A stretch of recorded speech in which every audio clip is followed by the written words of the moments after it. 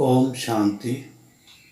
साकार मुरली 31 मई 2021।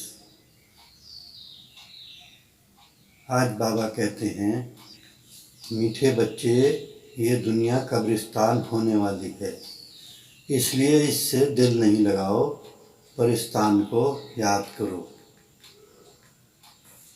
प्रश्न है, तुम गरीब बच्चों जैसा खुशनसीब दुनिया में कोई भी नहीं, क्यों? उत्तर, क्योंकि तुम गरीब बच्चे ही डायरेक्ट उस बाप के बने हो जिससे सद्गति का वर्षा मिलता है। गरीब बच्चे ही पढ़ते हैं, साहूकार यदि थोड़ा पढ़ेंगे भी तो उन्हें बाप की याद मुश्किल से रहेगी। तुम्हें तो अंत में बाप के सिवाय और कुछ भी याद नहीं आएगा, इसलिए तुम सबसे खुशनसीब हो। गीत बजा है, दिल का सहारा टूट ना जाए। ओम शांति। बच्चों प्रति बाप समझा रहे हैं और बच्चे समझ रहे हैं कि बरोबर ये ज़माना अब कब्रिस्तान बनने वाला है। पहले ये ज़माना परिस्तान था, अब पुराना हो गया है, इसलिए इनको कब्रिस्तान कहते हैं। सबको कब्र दाखिल होना है। पुरानी चीज़ कब्र दाखिल होती है, अर्थात मिट्टी में मिल जाती है। ये भी सिर्फ तुम बच्चे ही जानते हो, दुनिया नहीं जानती। कुछ विलायत वालों को मालूम होता है कि कब्र दाखिल होने का समय दिखता है। तुम बच्चे भी जानते हो कि परिस्तान स्थापन करने वाला हमारा बाबा फिर से आया हुआ है। बच्चे ये भी समझते हैं, अगर इस कब्रिस्तान से दिल लगाई तो घाटा पड़ जाएगा। अभी तुम बेहद के बाप से बेहद सुख का वर्षा ले रहे हो, सो भी कल्प पहले मुआफिक। ये तुम बच्चों की बुद्धि में हर कदम रहना चाहिए, तो यही मनमना भव है। बाप की याद में रहने से ही परिस्तानी बनेंगे। भारत परिस्तान था और खंड परिस्तान नहीं बनते हैं। ये है माया रावण का पॉम्प। ये थोड़ा समय चलने वाला है। ये है झूठा शो, झूठी माया, झूठी काया है ना। ये पिछाड़ी का भक्का है। इनको देखकर समझते हैं स्वर्ग तो अभी है, पहले नरक था। बड़े बड़े मकान बनाते रहते हैं। ये 100 वर्ष का शो है। टेलीफोन, बिजली, एरोप्लेन आदि ये सब 100 वर्ष के अंदर बनते हैं। कितना शो है, इसलिए समझते हैं स्वर्ग तो अभी है। दिल्ली पुरानी क्या थी, अभी नई दिल्ली कैसी अच्छी बनी है। नाम ही रखा है न्यू दिल्ली। बापूजी चाहते थे नई दुनिया राम राज्य हो, परिस्तान हो। ये तो टेम्परेरी पॉम्प है। कितने बड़े बड़े मकान, फाउंटेन आदि बनाते हैं। इनको आर्टिफिशियल स्वर्ग कहा जाता है, अल्पकाल के लिए। तुम जानते हो, इनका नाम कोई स्वर्ग नहीं है, इनका नाम नरक है। नरक का भी एक शो है। ये है अल्पकाल का शो, ये अभी गया कि गया। अब बाप बच्चों को कहते हैं, एक तो शांति धाम को याद करो। सब मनुष्य मात्र शांति को ढूंढते रहते हैं, कहाँ से शांति मिलेगी। अब ये सवाल तो सारी दुनिया का है कि दुनिया में शांति कैसे हो। मनुष्यों को ये पता नहीं कि हम सब वास्तव में शांति धाम के रहने वाले हैं। हम आत्माएं शांति धाम में शांत रहती हैं, फिर यहाँ आती हैं पाठ बजाने। सो भी तुम बच्चों को मालूम है, अभी तुम पुरुषार्थ कर रहे हो सुखधाम जाने वाया शांति धाम। हर एक की बुद्धि में है, हम आत्माएं अभी जाएंगी अपने घर शांति धाम। यहाँ तो शांति की बात हो नहीं सकती। ये है ही दुख धाम। सतयुग पावन दुनिया, कलयुग है पतित दुनिया। इन बातों की समझ अभी तुम बच्चों को आई है। दुनिया वाले तो कुछ भी नहीं जानते हैं। तुम्हारी बुद्धि में आया है, बेहद का बाप हमको सृष्टि चक्र के आदि मध्य अंत का राज समझाते हैं। फिर कैसे धर्म स्थापक आकर धर्म स्थापना करते हैं। अब सृष्टि में कितने अथाह मनुष्य हैं, भारत में भी बहुत हैं। भारत जब स्वर्ग था तब बहुत साहूकार थे और कोई धर्म नहीं था। तुम बच्चों को रोज़ रिफ्रेश किया जाता है, बाप और वर्षे को याद करो। भक्ति मार्ग में भी ये चला आता है, हमेशा अंगुली दिखाते हैं कि परमात्मा को याद करो। परमात्मा अथाह अल्लाह वहाँ है, परंतु सिर्फ ऐसे ही याद करने से कुछ होता थोड़े ही है। उनको ये भी पता नहीं है कि याद से क्या फ़ायदा होगा। उनके साथ हमारा क्या संबंध है, जानते ही नहीं।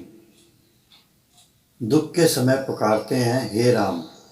आत्मा याद करती है, परंतु उनको ये पता नहीं है कि सुख शांति किसको कहा जाता है। तुम्हारी बुद्धि में आता है कि हम सब एक बाप की संतान हैं, तो फिर दुख क्यों होना चाहिए। बेहद के बाप से सदा सुख का वर्षा मिलना चाहिए। ये भी चित्र में क्लियर है। भगवान है ही स्वर्ग की स्थापना करने वाला, हेवनली गॉड फादर। वे आते भी भारत में ही हैं, परंतु ये कोई समझते नहीं हैं। देवी देवता धर्म की स्थापना जरूर संगम पर ही होगी। सतयुग में कैसे होगी, परंतु ये बातें दूसरे धर्म वाले जानते नहीं। ये तो बाप ही नॉलेजफुल हैं, समझाते हैं। आदि सनातन देवी देवता धर्म कैसे स्थापन हुआ। सतयुग की आयु लाखों वर्ष कहने से बहुत दूर कर देते हैं। तुम बच्चों को चित्रों पर ही समझाना है। भारत में इन लक्ष्मी नारायण का राज्य था। इन्होंने कैसे कब ये राज्य पाया ये नहीं जानते, सिर्फ कहते हैं ये सतयुग के मालिक थे। उनके आगे जाकर भीख मांगते हैं तो अल्पकाल के लिए कुछ ना कुछ मिल जाता है। कोई दान पुण्य करते हैं, उनको भी अल्पकाल के लिए फल मिल जाता है। गरीब पंचायत के मुखी को भी इतनी ही खुशी रहती है जितनी साहूकार मुखी को। गरीब भी अपने को सुखी समझते हैं। बॉम्बे में देखो गरीब लोग कैसे कैसे स्थानों पर रहते हैं। तुम बच्चे अभी समझते हो भल करोड़पति हैं, परंतु कितने दुखी हैं। तुम कहेंगे हमारे जैसा खुशनसीब और कोई नहीं। हम डायरेक्ट बाप के बने हैं, जिससे सदगति का वर्षा मिलता है। बड़े बड़े आदमी कभी भी ऊंच पद पा ना सकें। जो गरीब हैं वह साहूकार बन जाते हैं। पढ़ते तो तुम हो, वह तो अनपढ़ हैं। करके थोड़ा पढ़ेंगे भी तो भी बाप की याद में रह नहीं सकते। अंत में तुमको सिवाय बाप के और कुछ भी याद नहीं रहना है। जानते हो ये सब कब्रिस्तान होना है। बुद्धि में रहना चाहिए ये जो हम धंधा आदि करते हैं थोड़े समय के लिए है। धनवान लोग धर्मशालाएं आदि बनाते हैं, वह कोई धंधे के लिए नहीं बनाते हैं। जहाँ तीर्थ वहाँ धर्मशालाएं नहीं हों तो कहाँ रहें।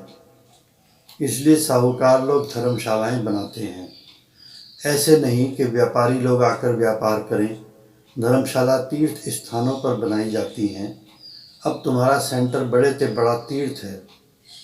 तुम्हारे सेंटर्स जहाँ जहाँ हैं वे बड़े से बड़े तीर्थ हैं, जहाँ से मनुष्य को सुख शांति मिलती है। तुम्हारी ये गीता पाठशाला बड़ी है, ये सोर्स ऑफ इनकम है। इससे तुम्हारी बहुत आमदनी होती है। तुम बच्चों के लिए ये भी धर्मशाला है, बड़े से बड़ा तीर्थ है। तुम बेहद के बाप से बेहद का वर्षा लेते हो। इस जैसा बड़े से बड़ा तीर्थ कोई होता नहीं। उन तीर्थों पर जाने से तो तुमको कुछ भी मिलता नहीं। ये भी तुम समझते हो। भक्त लोग बड़े प्रेम से मंदिर आदि में चरणामृत लेते हैं, समझते हैं उनसे हमारा हृदय पवित्र हो जाएगा, परंतु वह तो पानी है। यहाँ तो बाप कहते हैं मुझे याद करो तो वर्षा मिलेगा। अभी बेहद के बाप से तुमको अविनाशी ज्ञान रत्नों का खजाना मिलता है। अक्सर करके शंकर के पास जाते हैं, समझते हैं अमरनाथ ने पार्वती को कथा सुनाई। तब कहते हैं भर दे झोली। तुम अविनाशी ज्ञान रत्नों से झोली भरते हो। बाकी अमरनाथ कोई एक को थोड़े ही बैठकर कथा सुनाएगा, जरूर बहुत होंगे, और वह भी मृत्यु लोक में ही होंगे। सूक्ष्म वतन में तो कथा सुनाने की दरकार ही नहीं। अनेक तीर्थ बनाए हैं, साधु संत महात्मा आदि ढेर जाते हैं। अमरनाथ पर लाखों आदमी जाते हैं। कुंभ के मेले पर गंगा स्नान करने सबसे जास्ती जाते हैं। समझते हैं हम पावन बनेंगे। वास्तव में कुंभ का मेला ये है। ये मेले तो जन्म जन्मांतर करते आए, परंतु बाप कहते हैं इससे वापस अपने घर कोई भी जा नहीं सकते, क्योंकि जब आत्मा पवित्र बने तब जा सके। परंतु अपवित्र होने के कारण सबके पंख टूटे हुए हैं। आत्मा को पंख मिले हैं। योग में रहने से आत्मा सबसे तीखी उड़ती है। कोई का हिसाब किताब लंदन में, अमेरिका में होगा तो झट उड़ेंगे, वहाँ सेकंड में पहुँच जाते हैं। लेकिन मुक्ति धाम में तो जब कर्मातीत हो तब जा सकें, तब तक यहाँ ही जन्म मरण में आते हैं। जैसे ड्रामा टिक टिक हो चलता है, आत्मा भी ऐसे है, टिक हुई ये गई। इन जैसी तीखी और कोई चीज होती नहीं। ढेर के ढेर सब आत्माएं मूल वतन में जाने वाली हैं। आत्मा को कहाँ का कहाँ पहुँचने में देरी नहीं लगती है। मनुष्य ये बातें समझते नहीं। तुम बच्चों की बुद्धि में आता है कि नई दुनिया में जरूर थोड़ी आत्माएं होंगी और वहाँ बहुत सुखी होंगी। वही आत्माएं अब 84 जन्म भोग बहुत दुखी हुई हैं। तुमको सारे चक्र का मालूम पड़ा है। तुम्हारी बुद्धि चलती है और कोई मनुष्य मात्र की बुद्धि नहीं चलती। प्रजापिता ब्रह्मा भी गाया हुआ है। कल पहले भी तुम ऐसे ही ब्रह्मा कुमार कुमारी बने थे। तुम जानते हो कि हम प्रजापिता ब्रह्मा के बच्चे हैं। हमारे द्वारा बाबा स्वर्ग की स्थापना करा रहे हैं। जब नंबरवार पुरुषार्थ अनुसार लायक बन जाएंगे तो फिर पुरानी दुनिया का विनाश होगा। त्रिमूर्ति भी यहाँ ही गाया हुआ है। त्रिमूर्ति का चित्र भी रखते हैं। उसमें शिव को दिखाते नहीं। कहा भी जाता है ब्रह्मा द्वारा स्थापना कौन कराते हैं? शिव बाबा। विष्णु द्वारा पालना। तुम ब्राह्मण अभी लायक बन रहे हो देवता बनने के लिए। अभी तुम ये पाठ बजा रहे हो, कल्प के बाद फिर बजाएंगे। तुम पवित्र बनते हो। कहते हो बाबा का फरमान है काम रूपी शत्रु को जीतो, माँ में कम याद करो। बहुत सहज है। भक्ति मार्ग में तुम बच्चों ने बहुत दुख देखे हैं। करके थोड़ा सुख है तो भी अल्पकाल के लिए। भक्ति में साक्षात्कार होता है, सो भी अल्पकाल के लिए। तुम्हारी आश पूरी होती है, ये साक्षात्कार होता है। वह भी मैं कराता हूँ। ड्रामा में नूंद है। जो पास्ट हुआ second by second drama shoot किया हुआ है। ऐसे नहीं कहते हैं कि अब शूट हुआ। नहीं, ये तो अनादि बना बनाया ड्रामा है। जितने भी एक्टर्स हैं सबका पाठ अविनाशी है। मोक्ष को कोई नहीं पाते हैं। सन्यासी लोग कहते हैं हम लीन हो जाते हैं। बात समझाते हैं कि तुम अविनाशी आत्मा हो। आत्मा बिंदी है। इतनी छोटी सी बिंदी में 84 जन्मों का पाठ लुधा हुआ है। ये चक्र चलता ही रहता है। जो पहले पहले पाठ बजाने आते हैं वही 84 जन्म लेते हैं। सब तो ले ना सके। तुम्हारे सिवाय और कोई की बुद्धि में ये नॉलेज नहीं है। ज्ञान का सागर एक ही बाप है। तुम जानते हो हम बाप से वर्षा ले रहे हैं। बाप हमको पतित से पावन बनाते हैं। सुख और शांति का वर्षा देते हैं। सतयुग में दुख का नाम निशान नहीं होता। बाप कहते हैं आयुष्मान भव, धनवान भव। निवृत्ति मार्ग वाले ऐसी आशीर्वाद दे न सकें। तुम बच्चों को बाप से वर्षा मिल रहा है। सतयुग त्रेता है, सुखधाम। फिर दुख कैसे होता है ये भी कोई नहीं जानते। देवताएं वाम मार्ग में कैसे जाते हैं वह निशानियां हैं। जगन्नाथपुरी में देवताओं के चित्र, ताज आदि पहने दिखाते हैं। फिर गंदे चित्र भी बनाए हैं, इसलिए उनकी मूर्ति भी काली रखी है, जिससे सिद्ध होता है कि देवताएं वाम मार्ग में जाते हैं तो अंत में बिल्कुल काले बन पड़ते हैं। अभी तुम जानते हो भारत कितना सुंदर था, फिर तमो प्रधान बनना ही है, ड्रामा प्लान अनुसार। अभी संगम पर तुमको ये नॉलेज है, बाप है नॉलेजफुल, तुम्हारा एक ही बाप, टीचर, गुरु तीनों हैं। ये सदैव बुद्धि में रहे, शिव बाबा हमको पढ़ाते हैं। ये बेहद की पढ़ाई है जिससे तुम नॉलेजफुल बन गए हो। तुम सब कुछ जानते हो, वह कहते हैं सर्वव्यापी है। तुम कहते हो वह पतित पावन है। कितना रात दिन का फर्क है। अभी तुम मास्टर नॉलेजफुल बने हो। नंबर 1, जो बाप के पास है वो तुमको सिखाते हैं। तुम भी सबको ये बताते हो बाप को याद करो तो 21 जन्मों के लिए वर्षा मिलेगा। अच्छा, मीठे मीठे सिक्की लदे बच्चों प्रति माता पिता बाप दादा का याद प्यार और गुड मॉर्निंग। रूहानी बाप की रूहानी बच्चों को नमस्ते। हम रूहानी बच्चों की रूहानी बाप को नमस्ते। धारणा के लिए मुख्य सार। फर्स्ट पॉइंट, स्वयं रिफ्रेश रहकर औरों को रिफ्रेश करने के लिए बाप और वर्षे की याद में रहना है और सबको याद दिलाना है। सेकंड पॉइंट, इस पुरानी दुनिया से, इस कब्रिस्तान से दिल नहीं लगानी है। शांति धाम सुख धाम को याद करना है, स्वयं को देवता बनने के लायक बनाना है। वरदान, नशे और निशाने की स्मृति से सर्व कर्मेंद्रियों को ऑर्डर प्रमाण चलाने वाले ताज व तख्त नशीन भव। सार, संगम युग पर बाप दादा द्वारा सभी बच्चों को ताज और तख्त प्राप्त होता है। प्योरिटी का भी ताज है तो जिम्मेवारियों का भी ताज है। अकाल तख्त भी है तो दिल तख्त नशीन भी हो।